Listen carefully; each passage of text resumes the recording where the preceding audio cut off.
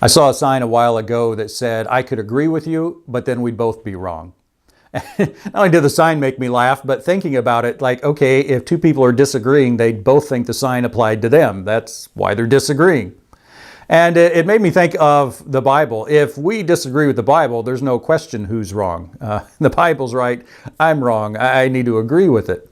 And I bring that up because in the first video in this series, I talked about as I went through this passage in Mark where Herod has John the Baptist beheaded. Well, at first, Herod, he wants to keep John safe. And he does until he makes this oath that he'll give his stepdaughter whatever she asks for. And she asks for the head of John the Baptist on a platter in accordance with her mother's wishes, who wants John put to death. And Herod gives in to that. And I said, Herod did what he wanted to do there, and it makes me think then that we do what we want to do.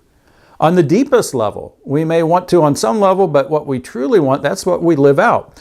Well, on the surface, it sounds like that then disagrees with Paul in Romans 7, verse 19, where he says, for the good that I want, I do not do, but I practice the very evil that I do not want. I don't want to disagree with Paul because that'd be disagreeing with God. How do we put this together? And I think the key, and I already came out just in talking about it, is to define this idea of what I want. It's not just a singular thing. That Herod is a great example of that. He wanted to please his wife enough to have John arrested when his wife wanted that. But he didn't want to please his wife enough to have John put to death, even though she wanted that. He wanted to keep John safe. So you see these levels. And then when it came to, he makes this oath in front of all these people at his banquet, and the verdict comes back from his daughter, the request, I want John the Baptist's head. Well, Herod, as much as he wanted to keep John safe, he wanted to maintain his pride, his position, his ego in front of those people even more. So it's not just a matter of I want, and it's just a singular thing. I want various things, deeper things. And when one faces the other, whichever's I want the most wins. But if the situation changes, again, whatever I want the most wins.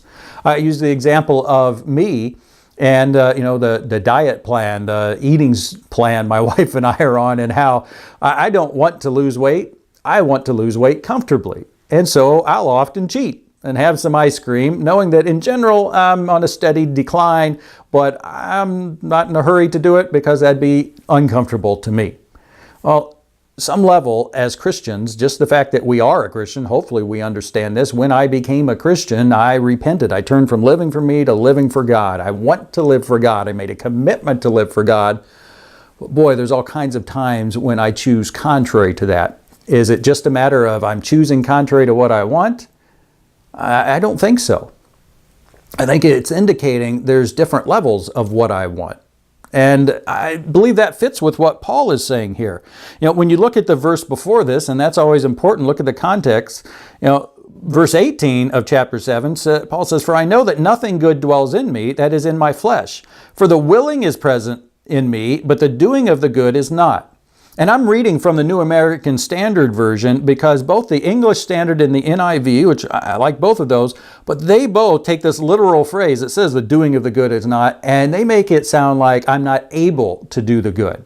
That's not what Paul is saying. It's not that I'm faced with this situation and I just am totally unable to. No, I don't do it. I will to do it on one hand, but I don't do it. And he specifically brings up here that there's nothing good that dwells in me that is in my flesh. The Bible talks about our flesh versus our spirit, and it's not just the physical part of us versus the immaterial, but that's the terms they use. And the flesh is that part of us that's focused on me and selfish, and it's still living for me. It doesn't mean everything it does is sinful. Everything it wants is sinful. But certainly at times, and it seems what Paul is saying is, even though I want to live for God, my flesh at times wants something contrary, and that's what I end up choosing. And the verse after 19, where he says, for the good that I want, I do not do, but I practice the very evil I do not want. Verse 20, but if I am doing the very thing I do not want, I am no longer the one doing it, but sin which dwells in me. Now, Paul is not passing the buck, saying, hey, it's not me, it's sin. What's a guy to do? But he's telling us there that as much as I've made this commitment to live for God, at times I choose out of my flesh, out of my sinful nature. That part makes the choice. And exactly how that works, my will makes the choice in accordance with that versus the other. I don't know, but I think what it shows us there in regard to, what we see with Herod is, again, I have different levels of want. And at times, maybe, what I want for me is what God wants. Okay, we're good. At times, what I want for me is different than God, and I choose what God wants. But at times, I choose what my flesh still wants. In some way, it's overriding. It's stronger. I want it more at that time. Whatever it is, I give into it. And this is where I said it's real helpful for us to know this, so we can begin to deal with it. And we don't always know this up front. It's interesting, in Ephesians, Paul talks about the deceit of sin. Ephesians 4:22, he says, in reference to your former manner of life, where we lived for ourselves, you're to lay aside your old self. This idea of living for me, which is being corrupted in accordance with the lust of deceit. So our old self is still being corrupted. So even though we get this in our mind, and maybe we didn't have it in our mind at all, but even now that we have it in our mind, I know for me, Satan, working through sin, is still trying to deceive us into thinking, no, that's okay. No, it's all right. No, you're not doing this.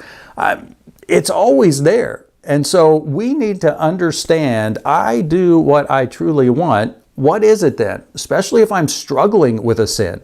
What is it that I want more than I want to serve God? Because I know how much I want to do that.